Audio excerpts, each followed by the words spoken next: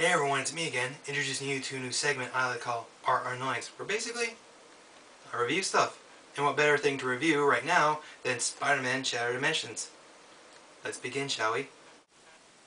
The story, for lack of a better word, is lame, but in a good way. Stan Lee really makes it all worthwhile in a campy, classy, I'd say 60s cartoon way, where basically a tablet gets destroyed, you have to retrieve it using the four playable Spider-Man.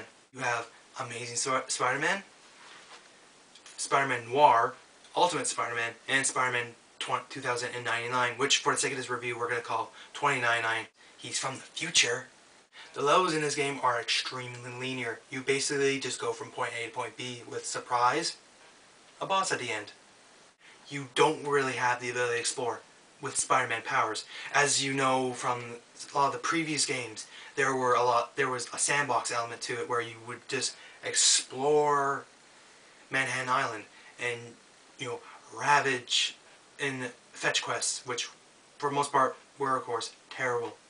In this game, it's a very linear A to B kind of ideal with maybe the ability to explore different areas in that level.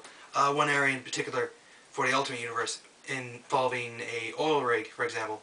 You just explore the oil rig, which is a good thing, except for the part where you have to keep going through and find a bunch of cameras. The audio for this game is really good. You have Stan Lee, as I mentioned before, who is just great during the narration, and you have Neil Patrick Harris, and among so many other talented voice actors to help really drive these characters who, because of the narration of the plot, makes them extremely flat, but fortunately they have the talent to expand on that.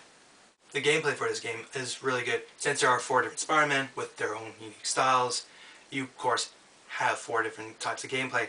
Amazing is basically just a pseudo God of War ripoff with chain attacks with your webs, which is really neat because each time you take your webs and pull stuff out of the ground, it becomes something different. Like if you're in a jungle, you have rocks. If you are in a construction site, you have wood. It's really interesting with that. Ultimate Universe, though, is kind of the exact same, except there aren't that many aerial attacks. You have, say, you're very limited in that sense, but you have Rage Meter that, which will double the strength of your attacks, which is always nice. For Noir's universe, it has a unique style where every time you go into a shadow, it turns into black and white. Every time you go into color, it's almost a serif colored kind of look. And problem is, though, because of the darkness of the game, of that particular part, it makes it really hard to see. I find myself in lighted rooms not knowing where the light was, only to get my 10 in a row takedowns taken away from me.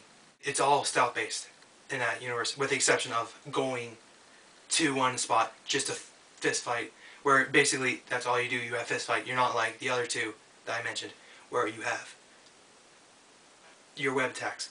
2099, where I mentioned that because of his future zone, he has the ability to free fall, which is always a neat little feature. It's mostly just a rail dive down kind of ideal, much like a Panzer Dragoon or any other rail shooter, but with no shooter elements, mind you. You basically just go to your target or wherever the plot takes you, and that's it. But you have very quick style of attacks, and one thing I always liked about what they done with the details, he has talons. He fights with his talons, and it almost has like a ninja vibe, which is really nice too, especially with his charge attack where he just dashes everywhere, which is always nice. And we come to the conclusion of my review, where basically for video games and movies and such, it's going to be a buy, rent, pass system. And for Spider-Man-Shattered Dimensions, I'm going to have to give it a rental.